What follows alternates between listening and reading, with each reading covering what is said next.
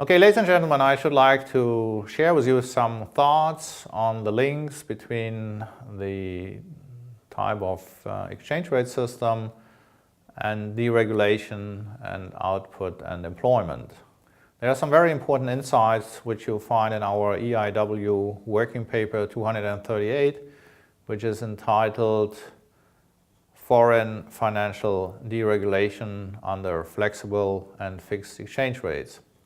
So the basic assumption is that deregulation abroad, to take a European perspective, so we look at deregulation, let's say in the United States, will affect capital flows. So if there is deregulation of banks and financial markets in the US, there will be net capital outflows from, let's say, EU countries, so from Germany or from the Netherlands and so on. So the effects are very different under fixed and flexible exchange rates, as one can show in a modified Mundell-Fleming model.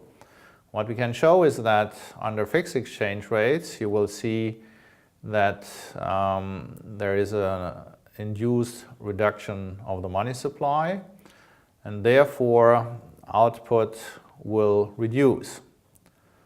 Now, in a system of flexible exchange rates, the foreign deregulation, in this case in the US, brings higher net capital outflows from EU countries to the US, and that means then a depreciation of the euro or of currencies in EU countries. And that depreciation under flexible exchange rates will bring about an increase of net exports of goods and services, and therefore in the end there will be an increase of output and employment. So the conclusion is that under flexible exchange rate, the resistance against foreign deregulation, so as I said, deregulation in the US, or if you want also in the UK, so resistance against such deregulation under flexible exchange rates will be not existing, because the systemic impact is that we get a medium-term increase of output and employment. What we will get in the long run is a totally different question, as we have seen from the banking crisis 2007-2009, which was a very serious crisis and has reduced the growth path, the level of the growth path in the US and Canada, in the UK, in the Eurozone considerably. So there was a negative effect of, I would say, over deregulation, of excessive deregulation in the US and in the UK.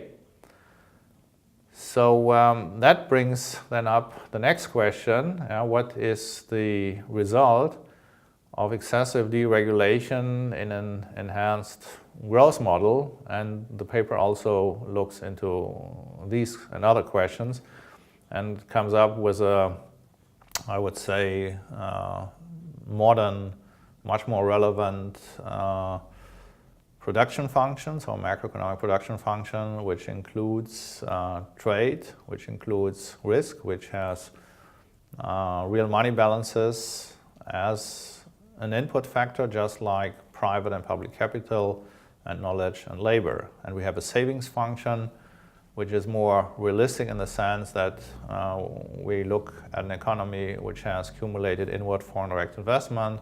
We have also the VAT rate, which in the Mundell-Fleming model, of course, comes up in the consumption function and in the savings function respectively. And here in the growth model and the long-term multiplier analysis, to put it like this, it also comes up and is considered. So there are a lot of innovations in this paper, and I can only hope that we draw the adequate policy conclusions. One very important policy conclusion is that if the flexible exchange rate system encourages deregulation of financial markets internationally, and therefore we get increasing instability risk in the long run, it is all the more important that prudential national supervision is adequate, that the IMF is implementing, let's say, a strict procedure in terms of monitoring and financial sector assessment programs. These programs have been adopted after the Asian crisis in 1997-98.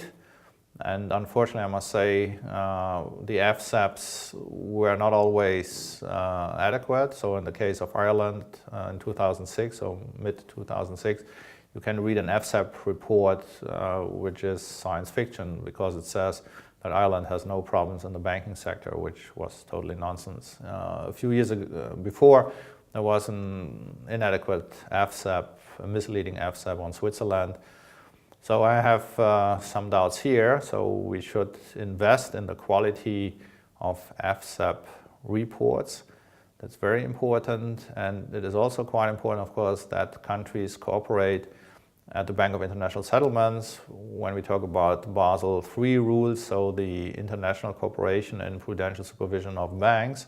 Well, here the problem is that the United States, under President Trump, is very hesitant to cooperate, has basically stopped the cooperation on Basel III.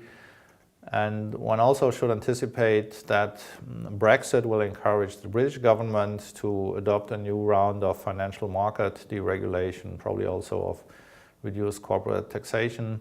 But the more important thing here is the prudential supervision. And if we have deregulation in the UK and in the US, which obviously is pushed by the Trump administration, I think we are heading towards the next banking crisis within a few years.